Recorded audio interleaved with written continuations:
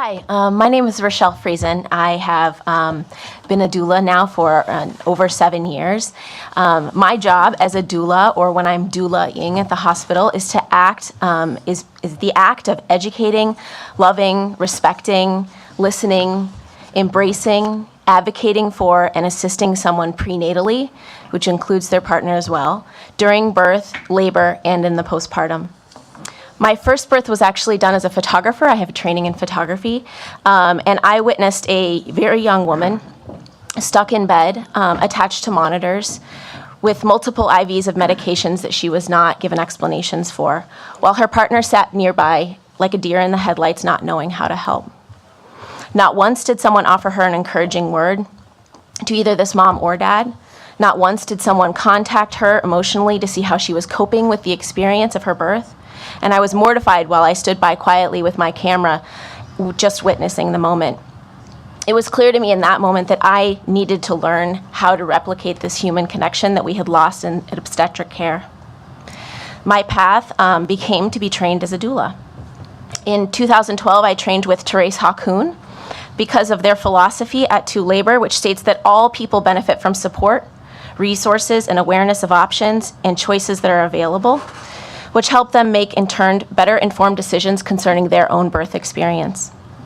I embrace the evidence that shows that a person who actively participates in their birth will have a healthier birth for their baby, for their family, both physically and emotionally.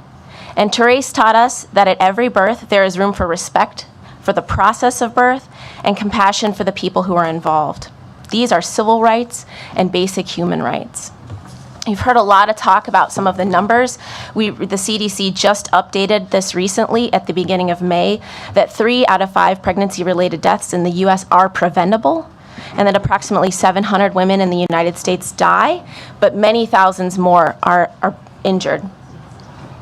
There's also a general understanding and much research to prove that the role of structural racism and implicit bias in healthcare has an impact on patient care and family outcomes.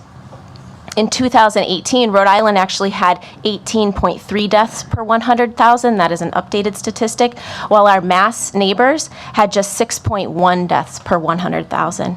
This is a clear disparity in our state that needs to be addressed, and Rhode Island can be among the leaders in this new doula bill to support this care as an advancement for comprehensive maternity care. Over the years, I've also had the pleasure of doulaing many active duty service members and their spouses. This community could greatly benefit from the passage of this bill. Currently in Rhode Island, we have over 3,000 active duty military members. Pregnant people with partners who are deployed have more frequent diagnosis of depression disorders, sleep disorders, anxiety, and acute stress reactions, which we know cause preterm birth and desperate outcomes. So doulas augment routine prenatal care by providing social and emotional support, individualized and culturally specific education about birth and postpartum care, and strategies to reduce stress. The physical presence of support for their spouse while their spouse is away would be huge for our military families. This bill would provide support for a community with higher than average need for physical and emotional support, but those who also have limited resources to obtain that support while their family members are deployed.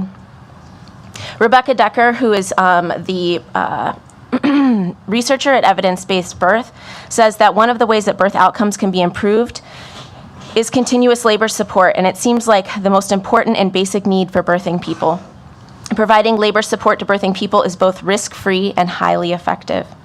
I ask that you please consider passing this bill further so that our Rhode Island families without financial means can afford doula support, for also our soldiers and their spouses, for better outcomes for babies, mothers, and fathers, and in support of our most basic human and civil rights. Thank you.